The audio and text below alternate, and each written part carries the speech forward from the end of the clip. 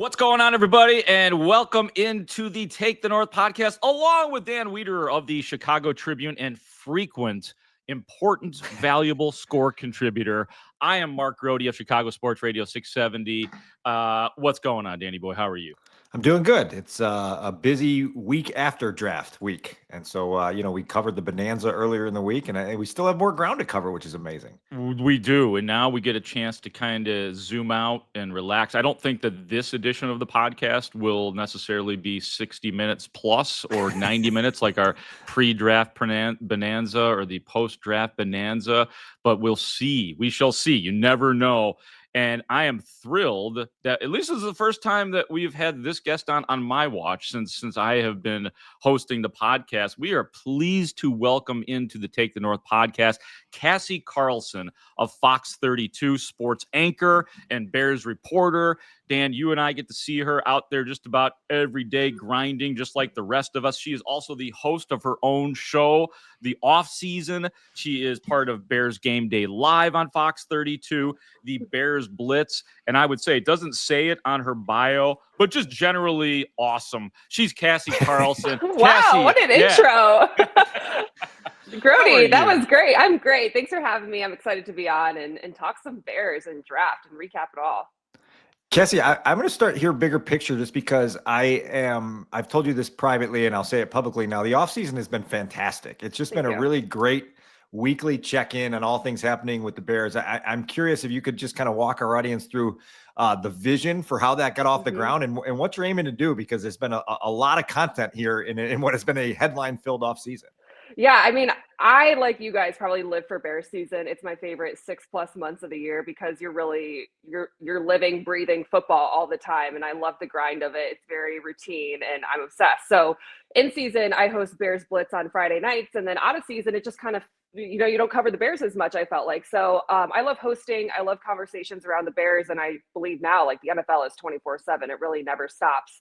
So I wanted something where it kind of allowed me to have more long form conversations with you guys, with some of the players, with different people around the country that cover the NFL. And I felt like we were really missing that at Fox 32. And there is an outlet to do that and a craving for Bears coverage year round. So kind of pitched it to my boss and they're like, let's do it. Let's start on digital and have these longer form conversations. It just got picked up to go on Fox 32 Chicago now Friday and Saturday nights, which is awesome. So Dan's been a huge part of it already. Grote, I know I've talked to you. I need to have you on. So come on, I'll be texting you. But it's been really, really fun. And I think it's awesome. And local news, you're used to like the 2-minute sportscast, but I think there's room to have extended discussions as well. So that's been my favorite part. Grote, I'll tell you that Cassie showed great restraint this week. I was on for a short segment and I plugged the podcast on. Yeah, I meant to say plug. I was like, as Mark and Grote and I were talking about on the Take the North podcast, and Cassie called me out on it after the show, but was that's hilarious. I love it. Not to do it on. Hey, you have to. I love it. We all understand. I do love the concept of, number one, that you pitched the idea and then a media company said, yeah, we like your idea, Cassie. I think that's fantastic. And when it comes to Bears, there are lots of things. One of the things, like growing up and even now to a lesser degree while watching the local TV, I've always resented like the weather guy, the extra news story. I want more sports. So why does sports have to be at 10:24 every night or whatever time it is? So I like the idea that you're getting a little bit of extra time. I think that's fantastic. So congratulations to you on that. Let's continue to zoom out a little bit here too on the Bears. And I want because I have not heard your sort of general thoughts on the draft this year and how you would characterize overall what the Bears did. You could take any angle that you want to start this. Yeah, well, let's start with the first round because I was up in Green Bay starting Tuesday to be there Wednesday for that player prospect day where they do their community event. And then that's really your first time you're able to talk to them that week. So we went up a day early because we had an hour-and-a-half show. I was like, we need to talk to these guys, get some different content to fill that show. And that's when the Ashton Genty stuff really started to build some steam. And we talked to him in a very intimate setting. And I mean, just watching him interact with kids at this day that they had in this clinic. You had Roger Goodell dapping him up. And honestly, the guy is like the full package. He has the personality, he has the skill set. And so you're starting to think, are the Bears actually going to trade up for a running back? Like that would be, I wasn't a fan of it leading up to it. Then I'm like, what the heck? Why not make this interesting and make this fun? Then it goes to draft day. And really there were only 3 prospects that were in Green Bay that I felt like were a legitimate option for the Bears, that being Genty, Will Campbell, and Mason Graham. Once they were all off the board, it was kind of like, all right, it sounds like Tyler Warren is probably the guy that the Bears are going to take at 10.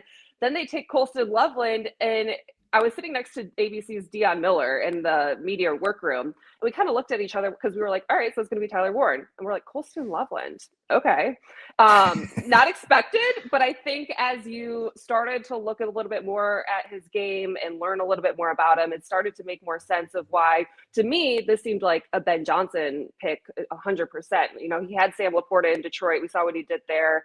He compared Colston Loveland to Sam Laporta. Colston Loveland said he loves watching Sam Laporta. So I think it started to make more sense and getting to know him a little bit more. I mean, I'm excited to watch this kid play. He is a receiver in a tight end's body.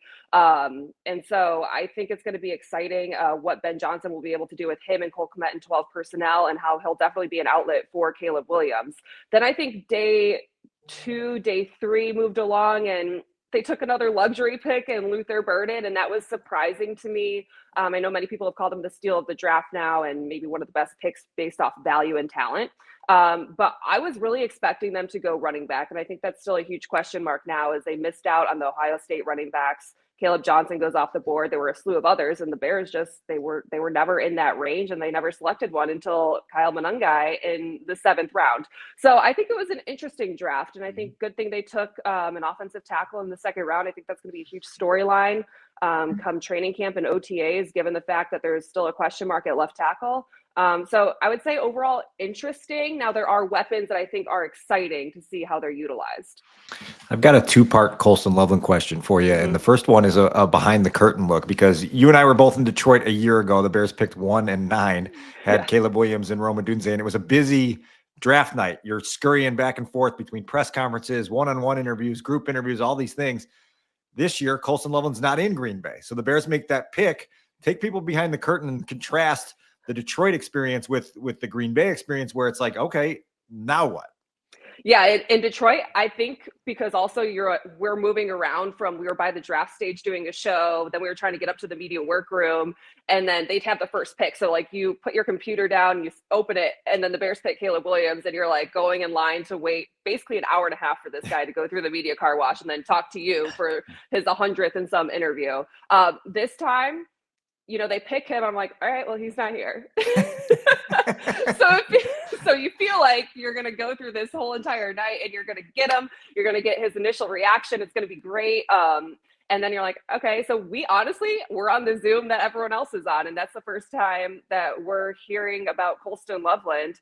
And then I was able to talk to him up at Haugh Hall the following day. So that's also a fun day. You wake up at the draft in Green Bay, you drive to Haugh Hall, and then he's there along with his family. And so that was my initial conversation with him. So that was the second part of that question was, you did get to sit down with him, and that will be broadcast on the offseason this week. I'd be curious, 1, what you learned most interesting about Colston Loveland in the sit down you had with him, and 2, you actually got the LeBron MJ answer that we were not able to get in the press conference. Whoa. Yes, I was lucky. So I actually got to talk to him one-on-one before the press conference. And I think probably my reaction to him saying LeBron is why he didn't want to answer it in front of that packed media room at Haugh Hall, because we had just gotten done talking to Sharon Moore, the Michigan head coach. I talked to Colston like 5 minutes later. So Sharon Moore is the one that offered up that information of like, yeah, he's super competitive, whether it's on the field or talking MJ or LeBron. I'm like, well, we're in Chicago. That's the obvious question right there. And so his family was sitting right behind the camera. And I was like, let's break the ice. Sharon Moore just told us MJ LeBron. So I got to ask. And he's like, oh, and his family reacted before he could even answer, because I knew they knew the answer that he was going to give. And I was like, Colston, you failed the first test. So it was all in good fun. I mean, what stood out is, 1, the guy's massive. He's 6'6". And so that's what stood out initially. And I think he's a very calm, confident guy for being young and, growing up in the small town of Gooding, Idaho. We talk about 3,500 people. He said, picture the smallest town in Illinois. And it's essentially that, a lot of windmills, cattle, mountains in the background. He's like, that's what it was. And he grew up playing, or I don't even know if it's playing, participating in rodeos. Yeah. He was like roping steer, all this stuff that for me as someone who grew up in Palatine, like very foreign. But I think that's really interesting. And that's part of his story, is this guy that went from Gooding, Idaho, gets recruited by Jim Harbaugh, who visited him and was doing squats and khakis at 7:30 a.m. and staying at his grandparents' house.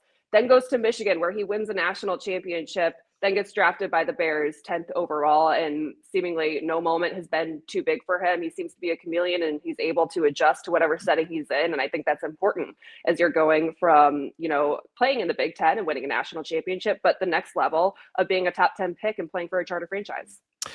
I also grew up, and I think we all grew up in the suburbs. Am I right? All three of us here Yes. in the suburbs of Chicago. I remember as a child going to a farm town in Waynesville, Ohio. I was probably 9 or so, and we went to a pig farm because we were having a pig roast. And there was a 6-year-old kid who just thought we were ridiculous because we were from the city. And he comes up to all of us. This is like one of those memories that is etched in my brain. He comes up to us, and I'm sorry to Dion Miller for about what I'm about to say, but the child said, "You city slickers don't know shit from apple butter." And so when I hear Colston talk, I'm like, oh man, he probably thinks we're a little bit ridiculous. But I think that that football kind of goes hand in hand with that. I like that attitude. I also like what you said, Cassie, about how, like, I think that a microcosm of a lot of the draft is what you were saying about Colston Loveland. But I didn't think they were going to take Colston Loveland. I had Tyler Warren. I had an offensive lineman before him, probably. So it threw us all off a little bit. But then, like you said, you take a look back and you say, this is probably a better pairing with Cole Kmet than Tyler Warren would be. It's a different type. It's the lean muscle mass. Like you said, 6'6", 248. And then I move on throughout the rest of this draft. I thought a lot of it was like that. Like the Luther Burden. Let's go to the Luther Burden one, Cassie. Like when I didn't think you would take a wide receiver, that shocked me, but I quickly was able to, like, within 5 minutes, say, oh, hell yeah. There's no reason the Chicago Bears franchise should not continue to take weapons. So what did you think more into the Luther Burden pick and the rest of the draft going sort of like you were saying in that microcosm of Colston? Well, I think when it comes to Luther Burden, a lot of people, he expected to go in the first round. So then you're looking at value and him falling to the second round. And I think one of the big questions we've had leading up to the draft is who's going to be that slot receiver, the Amon-Ra St. Brown, quote unquote, and Ben Johnson, the offense in Chicago. And I think you're looking at Luther Burden now as getting that opportunity to be that guy for them. And I was talking to Mizzou head coach Eli Drinkwitz yesterday about him, because I think there are some character questions with Luther Burden. And he was saying that his favorite part of the draft process of talking to these general managers is combating truth with rumors.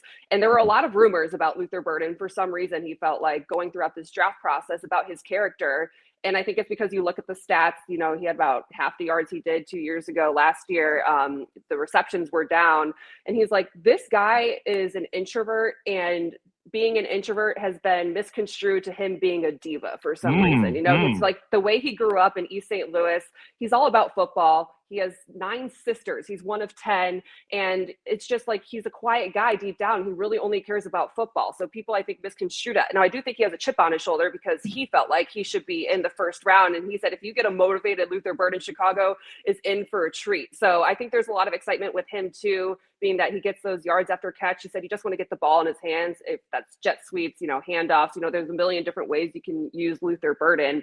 And then he went through why the stats he felt like dropped off. He's like, part of it was quarterback being injured. Another part, he went through basically 5 different games. He's like, week 1, he only played the first half. Week 2, he only played the first 3 series. Then the quarterback gets hurt. There's a bunch of different factors that went into that, but he said he should have no concerns with Luther Burden and the character, and that being the fact that he's in Chicago, he said this is the perfect fit for a Ben Johnson offense. So again, another reason that I'm excited about it. I think it creates maybe some other challenges for a first-year head coach and managing egos that inevitably come along throughout the season. We talk about, are there too many mouths to feed now? You have DJ Moore, you have Rome Odunze. Everyone wants to see Rome be targeted more, given the fact that Keenan Allen took away that a little bit last year.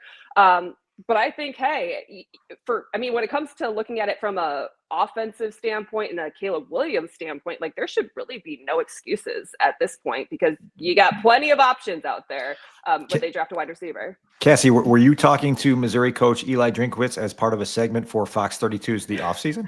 Oh, I was talking to Eli Drinkwitz for The Offseason. You can catch it Friday and Saturday on Fox 32 and on YouTube. I honestly, I did not. Okay.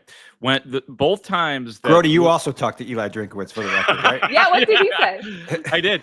We got him angry though, because I don't know, angry is the right way to put it, but we asked him about the Steve Smith comments, which were not so flattering towards Luther Burden III. And he gave us who's Steve Smith? I don't know anything about Steve Smith. And he's like, he just gave like a 10-second. I don't listen to that crap.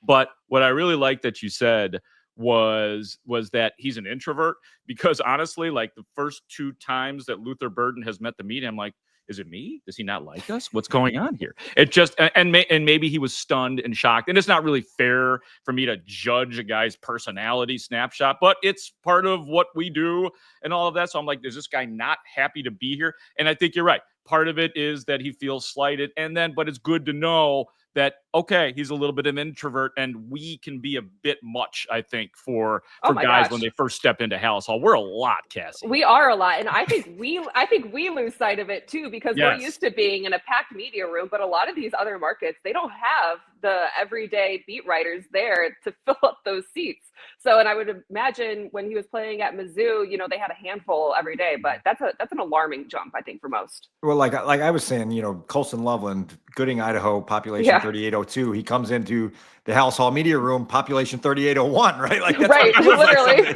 Some days in there, you're pretty jammed in there. And we're screaming over each other. He's like, what is this? Much to the dismay of Bears chairman George McCaskey. We are speaking over one another at times. I want to go to the George McCaskey seminar on asking questions in a crowded media. I'd listen to the man. Hey, if you got some pointers for us, because it's embarrassing for us too, George. Maybe we can get him on. That's Studs' next white whale that he's got to get for us here to get on here.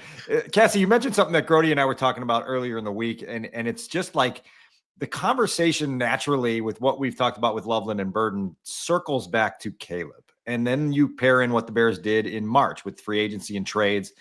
And then you pair that up with what they did in January with hiring Ben Johnson. When you think about this like 4-month activity plan that the Bears have, what they've added into Caleb Williams' orbit, what is your assessment of what they've added and what that means for 2025 for the quarterback? Well, I mean, they've given him every resource that he could possibly want to succeed. So now I think a lot of it falls on him and him executing. You look at the sack numbers of last year with Caleb Williams, and I think you can point to the offensive line, but you could also point to Caleb Williams that he held onto the ball too long in several of those instances.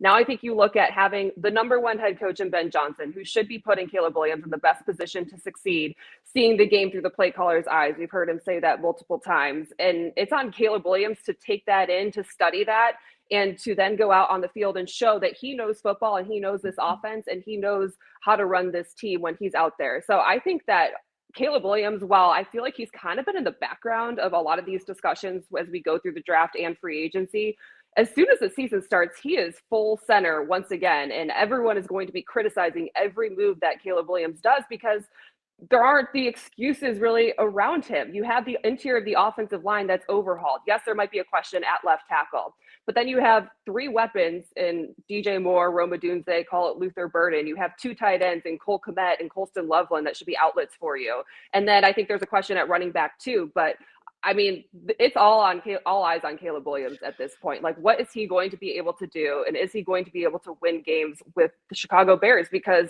on paper, and we talk about this every year, but on paper, this offense has everything you could possibly need. So Caleb's the only one that could screw it up. I actually said something similar last year, and I was being partly facetious, but I mean, obviously these other guys got to work, and that interior is got to be. We just assume that Tooney, Dahlman, and Jackson are going to work. They should work. So yeah, there's a lot of pressure on him, and Cassie, Dan, and I've talked about it a lot. There has to be that next level of learning how to be a quarterback at the NFL level. And I think he found out last year that it's a whole hell of a lot different from being a quarterback in college.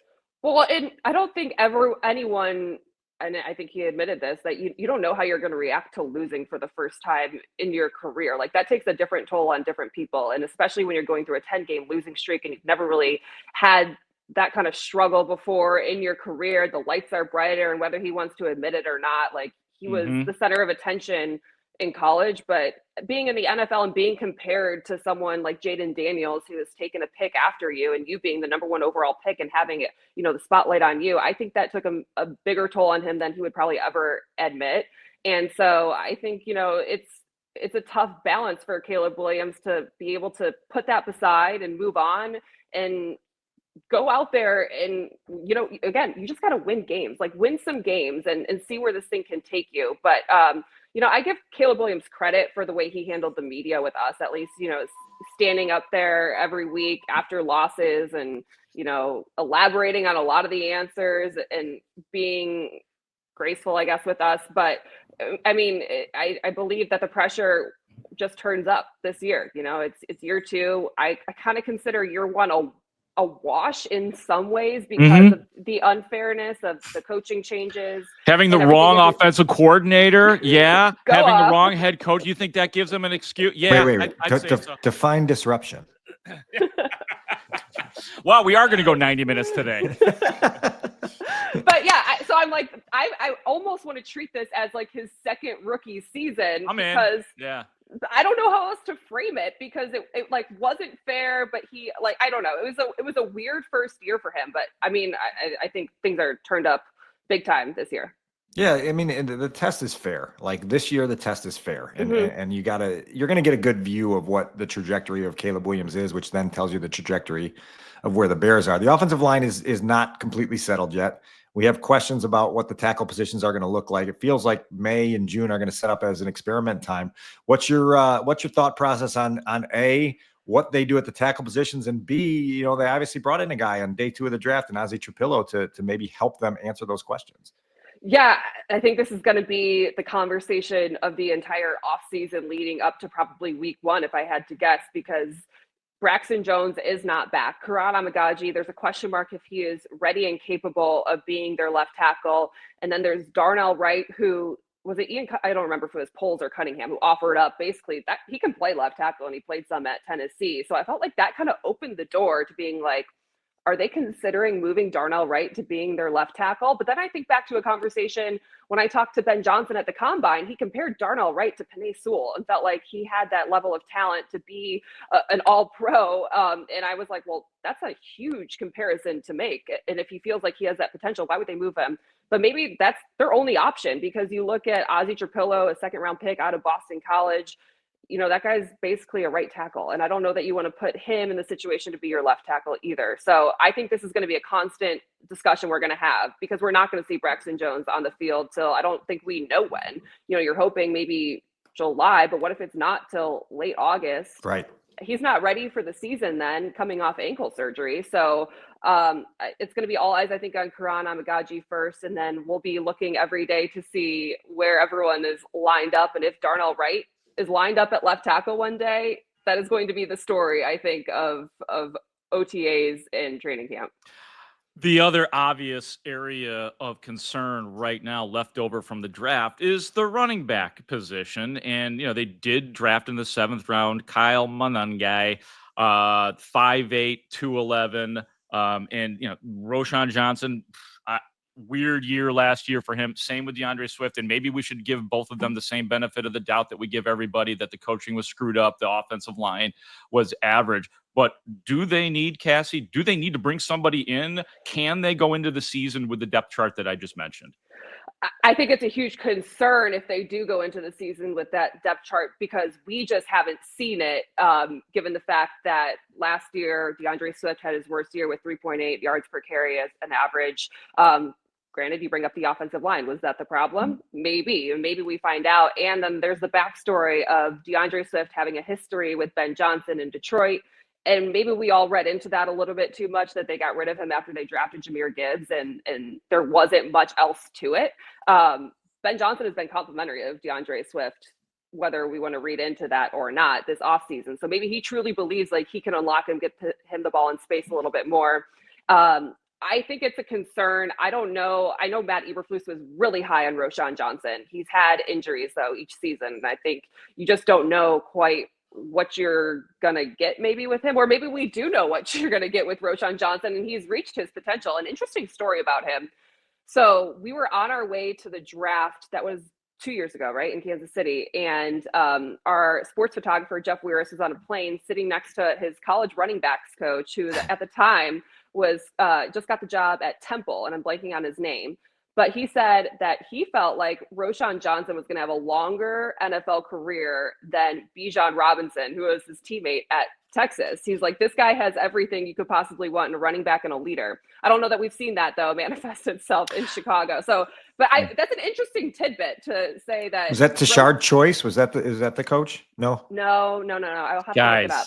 Guys, you guys are missing it. Never mind that guy. There's a gentleman by the name of Eric Bieniemy. Yeah, right. Well, that's true. That is true, and I think that's going to be an interesting thing to watch too. Is how Bieniemy coaches these running backs, because that's an old school football coach, and I personally love that. I think I think that's like how these guys should get the most out of them. Like, have some accountability. Be a little bit scared of your coach, and that there are going to be repercussions if you don't go out there and perform. And that's what Eric Bieniemy told us. He's like, if someone's not doing their job, they're going to get chewed out, and it's going to be on your ass. Yes, I didn't want to say it. I think you were sitting next to me for that. Yeah. But well, Grote, you were in that too when we were talking. Yeah. He mentioned Ian Wheeler a couple times, and I'm like, are we forgetting that Ian Wheeler was like the belle of Hard Knocks before he tore his ACL, and maybe Eric Bieniemy sees something in him? I don't know what they're going to do with finding someone to complement DeAndre Swift. I would think because Ben Johnson came from Detroit, where he had David Montgomery and Jahmyr Gibbs, who had the same kind of 1-2 punch in his backfield. He did say it's not going to be the same offense as Detroit. I just find that a little bit hard to believe. They need a 3-down back, and I don't think they have it on their roster. This brings up a good little side conversation. We don't have to do it for long, but listen, like when I was at the Combine, the three names of the Bears coaching staff that kept coming up were Bieniemy, Al Harris, and Antoine Randall as guys that are going to be energizers and accountability enforcers and all those things.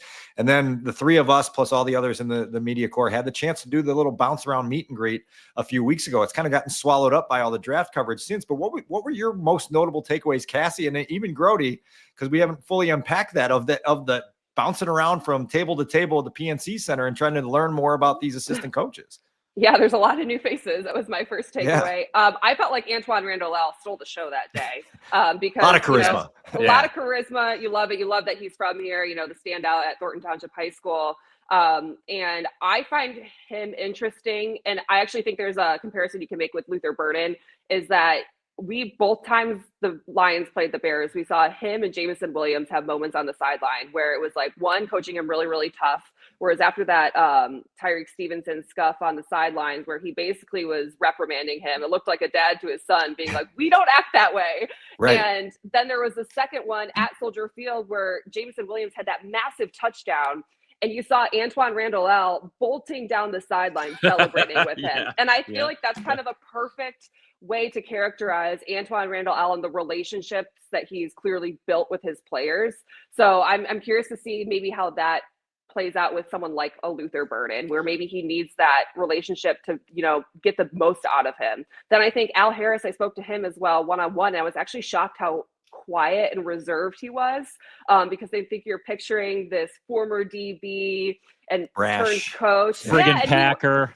He wasn't like that at all. He's like, relationships build over time. I asked him about Tyreek Stevenson. He's like, I actually remember Tyreek Stevenson from when he went on his 30 visit to the Cowboys. And I love the guy because he was genuine. So I think that's going to be a really crucial relationship too, as all eyes arguably are going to be on Stevenson as well, given the fact that he was kind of the catalyst to the downfall last year. So that was interesting. Bieniemy, I think I don't know. I've heard stories about Bieniemy being an old school football coach, and that, he's similar to Ben Johnson in that he's a grinder and he is at the office literally all night. And maybe that's not for everyone, but I think he's going to go get a lot of that room and just have I think there's a ton of respect already on the coaching staff that they've earned for themselves, that I think that holds a lot of weight with these players. Yeah, I don't think there's any mistake in thinking that somebody like Eric Bieniemy is there to straighten some things out that weren't quite straightened out last year. I mean, this is a bigger picture guy than just the running backs. I think I'll share a quick story, Dan, since you brought up the assistants, and you and I haven't really talked much about them. Al Harris, I was at a table with a few. I think it was Herb Howard. I think Caitlin Sharkey was there, and we're talking to Al. And I said, "Hey, we're hearing that that Jalen Johnson could be traveling with wide receivers this year." And he looks at me and he's like, "Where'd you hear that? Who told you that? Who told you that?" Jalen himself. Yeah, and honestly, in the moment, guys, I couldn't think specifically, so I'm looking at Herb. I'm like, I think it was, I'm like, Caitlin, anybody want to help me out here? And eventually, we got there, and Al's like, okay. I go, I'm not going to do you dirty on your first day. I promise you that. So that was my little moment with Al Harris. That is an interesting part of this whole thing, though, Dan. Well, Jalen Johnson could have a bigger role, and I feel like we've all been begging for that since the guy got here. Right. And that's going to be interesting to see how Dennis Allen sees that. And, I got the sense that he was going to be more week to week with that kind of decision and figuring out what makes sense for that specific game plan. And I think we were all at the table at the same time. My takeaway from the assistant coach availability is we have to crack the code with JT Barrett somehow. We've got to get him to come meet us halfway, because he's going to be the voice of that quarterback's room in a lot of ways, working so closely with Caleb. And then being sort of our eyes to be able to help us understand what's happening behind the curtains. So not as outwardly effusive as Antoine Randall is, but I think we can get there with JT. By the time I stood up, I'm like, we're going to figure this out. We're going to figure out which questions make him tick and which ones don't. And then we're going to dial that knob where it needs to be. Yeah, I mean, look, hey, I always say, like, as my career has gone on, I have to check myself and be like, we are not entitled to guys just coming out and being extroverts and telling us everything. So, yeah, that is upon us to pull that out. Cassie, we're not going to keep you here forever, but I cannot let you go without asking you about one Shamar Turner, because this man, God, I hope he's good, because the personality is there. I'm talking about on the field and the off the field. Have you had that same feeling about Mr. Turner as well? Yeah, I'm excited about him too, because I feel like he brings a different level of personality to that defensive line. And, Gervon Dexter, pretty level-headed guy. Andrew Billings, another very level-headed guy. And then we got Grady Jarrett. And let's see what Shamar Turner could add to this as well. I'm excited about that. I think there's, that's another position group where you're like, how is this going to work out? Just because you feel like they added pieces, but was it enough? And I think a lot of people thought with Jalen Walker still on the board, or maybe a Michael Williams still on the board at 10, would the Bears, go on the defensive line and take one of those guys? And they obviously didn't. So you're looking at this defensive line and you're like, all right, Montez Sweat, that guy's making $98 million. And he got paid that before he even stepped foot on the field for the Bears. He has not lived up to the $98 million contract. And maybe he was injured last year and he was playing through it, but you still got to see it. He's yet to have a double-digit sack season with a single team in his entire career. Then you're like, all right, move inside. Andrew Billings should be coming back. That's great, because we saw the effect it had once he got hurt. Then you have Gervon Dexter, you have Grady Jarrett. The questions with Gervon is, he looked good at the start of the season. How is he going to keep growing and make that more consistent jump over the entirety of the season? And then Grady Jarrett, what is he, 30, 31, 32 years old now? Right in there. Yeah. Does he still have it in him? Can he do it now with a different team for the first time in his career? And then Dio Dangbo, this guy, they're basically are hoping that he has more upside and his ceiling is higher and they can unlock that and maybe move him aside. So I think there's room for Shamar Turner to go in there and make an impact if he can. And I just love the attitude that he had. I think it's fun. I think it's good for the defense and that kind of energy on the defensive line. I think that, you guys can probably speak to this too. I think so my first draft was when Poles and Eberflus first got here, and they were so high on, good character, good football character. And I think it bit them a little bit. Now I feel like they're able to draft a little bit more on traits and qualities and like being just like hard ass football guys. And I love the change in attitude that maybe they got in this draft with that a little bit more. So I think that could also play into it. Jamar Turner is going to be fun. Cassie, I know you mentioned Montez's contract, and the three of us were talking before we came on the air about our first salaries at our first jobs. Yes. They did not add up to 98 million, even if you put them all together. I'm not even sure they added up to 98,000. And so, no, definitely not. Hey, my $25,000 a year in Lincoln, Illinois, when I had a 2-bedroom place, man. I mean, I tell you, it went a lot longer than it does in Chicago. How long were you in Lincoln, Illinois? 2 years. I hosted a full service morning show where I could talk about anything. And then I did high school play-by-play. I loved that job because I ran that play. I was the sales guy. I was the morning guy. I was like, in terms of jobs, it was one of my favorite. I mean, it was not sustainable, but I loved it. This is a whole episode. Gosh. We got to unpack all this. Yeah. Well, now I got to hear from you guys really quickly. Your first jobs, like in radio or television or newspaper here, obviously. So my first job was in Lubbock, Texas. Way west Texas. Everyone's like, where's that? I'm like, practically New Mexico, and was not making a whole lot of money, and did get to cover Texas Tech. I missed out on Patrick Mahomes, but Cliff Kingsbury was fired after my first year there. I was there for 2 years. But it was so much fun. In hindsight, like, it was so much fun. I actually just got drinks with my boss. He was in town, my first ever boss that hired me. Wow. And it's funny because you like make all these mistakes, and now I'm like, oh my gosh, remember that one time when we did that? And it's like, how did they let us on TV? We're all like Seriously. 22 years old. But yeah, I used to split. I was telling you guys this ahead of time. Used to split a 20-piece chicken nugget from McDonald's with my co-anchor because we couldn't afford to buy food and we were making no money. But another side story, I actually turned down a job in Pocatello, Idaho. And then when Colston Loveland said that the closest city to him was like Twin Falls, Idaho, I was like, oh my gosh, I almost moved there. And I could not imagine living there. You could have been covering the rodeo. You would have had the inside scoop too with Loveland. Exactly. Dan? I was at the Naperville Sun. At the time, it was a 3 times a week newspaper, community newspaper out there in the western suburbs covering high school sports. I was there for the Candace Parker years in Naperville, which was fun to be on the ground floor of her rise. I remember my colleague Brad Engel at the time went out. We used to cover the middle school championships for basketball out there. And he went out and he was like, you're not going to believe this 8th grade girl that they have over here at this junior high. I'm like, that's cool, man. And yeah, so you discover something like that and you're like, that's pretty fun. So then while I was there, the Naperville Sun became a daily paper for a while, which offered the opportunity to a couple times a week go out to Haugh in 2003 and 2004 and get the foot in the door there, which I never took for granted because it opened doors up the road. But anyway, that's a long roundabout way. I still have a 2003 Bears credential of, whatever, how old I was, 26-year-old Dan Wiederer running around at the Naperville Sun. And you two are both Illini. ILL. I. Yeah, I was talking to Drinkwitz yesterday, and at the end he's like M-I-Z. Yeah. I was like, I can't respond. ILL. You just threw up the double birds on that, and you let it go. We're going to hear enough about M-I-Z from Patrick Finley. They insist upon themselves, the Missouri people. They do. Cassie, you're awesome for coming on. People should know this. Cassie, you don't even know this maybe, but I've commented on them a few times. Your green Adidas. I will be having green Adidas at some point in time. I was looking at some down the block here from where I live. So I almost pulled the trigger the other day, but I just bought some shoes. I couldn't quite justify it at that point. But by training camp, I'm going to be walking in there with some green Adidas because they are sick.